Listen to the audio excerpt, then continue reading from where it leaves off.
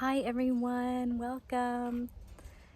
So I just tried to do my first live and I ran into a little challenge. I was intending to use YouTube and I went to do a live and it said I have to make 50 shorts first. I've never done a short, so it's gonna be a minute until I unlock this feature. Interesting. And then I went to do a live on Facebook and it won't allow me to do it on the browser. It says I have to upload the app on my phone. And I'm like, no, I don't want the app on my phone. I actually pride myself on having like no apps on my phone, hardly any apps on my phone, and no notifications. So like, the only notifications that I get on my phone are when people text me. So like I have to regularly look into email if I want to know if anyone has emailed me or if anyone's responded or sent me a message in anything in Facebook, whatever. Have all notifications off. That's just how I like to roll. I turn, it's automatically set on my phone at like 9 p.m. It goes into like do not disturb mode until 7 a.m. And I even turn airplane mode on when I go to bed. So I love my private me time without interruption. And I want to only receive notifications when I'm open to it and not just like all day, every day. That's just me. So here I am making these videos again. And I was excited to actually get the chance to like interact with all of you. I'm doing some last minute cleaning up out front, not a whole lot. Yeah, my menstrual cycle arrived, and so I'm moving at a pace that's just reflective of that. I have 4 more days until I leave, and so I'm still just like out making a mess. I don't know if you can see my mess in the front garden here. I've harvested so much lavender this season. Let me show you some of this. These lavender babies here have given me like 3 regrowths. So what I learned is when you want to harvest lavender, you see this here, the flower, you go all the way down to where you find its first 2 leaves right there, and then you snip it there. Let's see, the lighting's bad. I think you got it. Let me go in the shade and show you one. Okay, so for example, this beauty here. The flower is here, and you would come all the way down the stem to where these first 2 leaves are, and there's actually already little baby lavender starting to grow there as well, and you snip right there. You snip right there, and then it grows again strong. Oops, sorry, grasshopper. Thicker and stronger than before. And so I have so much lavender. I'm actually still processing it. One of the things I love to do all around the house, we have like 3 different types of lavender in here, and one of my favorite things to do is to take little pumpkin and squash that I've grown, and I let them dry. I put them in the yard for like ornament, for beauty. And then I leave them and I put them in places where I think, oh, maybe if this gets left alone, it'll grow. And so I've got these random squash and pumpkin plants just mixed in all over the property. That one's thriving because this is the east side of the house, so it gets morning sun. And then when it's really intense here, the sun, you know, it's shaded by then. We've got tons of rosemary all along here. Mint, oregano. Over there I've got culinary sage and some other goodies. Little really cool thing that happened. So last year I was being initiated by an African Samungoa, like medicine man, and he was mentioning that I needed more protection in my in the spiritual work that I do. And he mentioned using rosemary and lavender.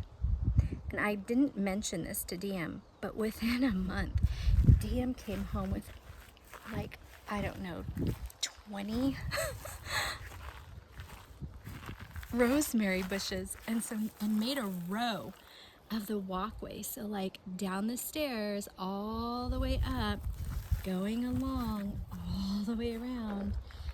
It's great. He lined the house. Oh, excuse me. He lined the house with rosemary and lavender without me ever having to say a word out loud. So I've got another random there.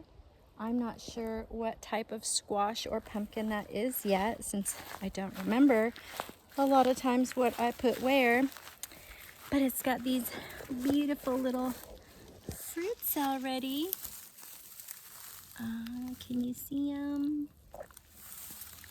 There's a few, quite a few here. Oh my gosh. I have flip-flops on that are too big and I'm on a hill. I tend to put myself in compromised situations like that. Like silly little accidents sometimes for not being fully present. Like, hello girl, these flip-flops are 7 years old and stretched out, which is why they're my yard work ones, but they also don't provide any kind of protection. So what I was planning on chatting with everybody about live today in the video was going to be about packing. I was going to ask the question, so I guess I'll ask it now. Like, what kind of a packer are you? Because I definitely have a pattern of procrastination. All I've done so far for prepping for being gone for 3 months is like plant care. So I've repotted a bunch of plants into bigger plants, so my caretaker doesn't have to worry about like watering more often than once a week. And yeah, and then I brought a bunch of them to be together outside. He'll have to move them when the weather changes because it snows here in the winter. But yeah, so I got a bunch of plant stuff done, yard stuff done, harvesting herbs and all that good stuff. And so I've not even begun to think about, like, I guess I have thought about doing my laundry, but I'm gonna wait and do that on Sunday, and that gives me Monday and Tuesday to pack. But I have really full days Monday and Tuesday with calls and different things, so I realized that pattern of mine of like waiting until the pressure's on to get things done. And so yeah, that's what my packing experience is going to be like. So my question for all of you is, what kind of packer are you? Do you start to pull the suitcase out and figure out what you're going to bring to wear and all that good stuff, like a week ahead, days ahead, hours before your flight? And maybe it's different if you're going somewhere for a week versus a month. And are you a light packer? Do you tend to bring what you need and like are a minimalist? Or do you bring everything in your closet and room and bring like a huge suitcase and wear or use like 15% of it? What's your percentage? Tell me, what kind of packer are you and what is the percentage Are you, do you end up always like using and wearing all of the things you bring, or do you find that you're like, oh my gosh, I did it again. I just brought a bunch of stuff and wore the same like 3 things the whole time? Me personally, I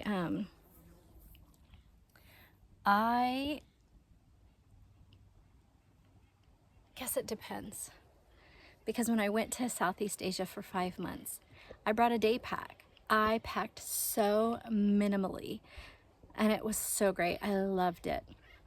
And then when we went to Costa Rica for 3 months, I was like, oh, it's the first time I'm like really traveling with, you know, my partner. And so I can bring these sexy dresses to wear, because when I've traveled by myself in the past, I always like to just blend in. I try to be real simple so that I can get in and out of areas and do my thing without drawing attention to myself. I mean, I'm usually like a chameleon wherever I go in the world, and people sort of see themselves in me, so I can blend. If I do it right? Like if I'm, not calling out attention to me, then I'm really able to blend in with the locals in the scene, and I love that experience. So when Diem and I went to Costa Rica, I was like, yes, I get to finally like wear these sexy little dresses that I saved. And it was so humid there. I wore the same jean shorts and like a couple of tank tops just to get to the beach in my swimsuit all the time. And I wore one sexy dress on my birthday, and that was it. So I had all these like, again, I brought more than I needed, and I used like 5%. Then last year when I was going to Zanzibar, my girlfriend and I were gonna hike Mount Kenya together. And so at first I had this little carry-on bag with everything I needed.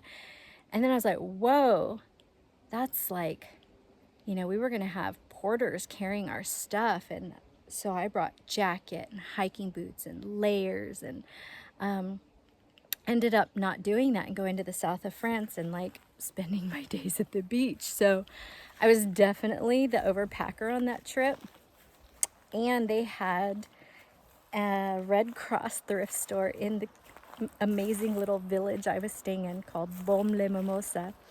And so I was also buying little dresses because I could find these amazing little French dresses that fit me for like $1.50, €1.50, like $3 US. So good. Yeah, so anyway, for this trip,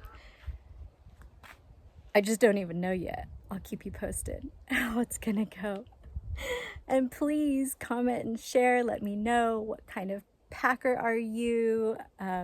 If it's like, if you've got kiddos now and you're like, well, I'm also packing for children. Like, do you pack them first and then take care of yourself? And like, how has that changed your packing process?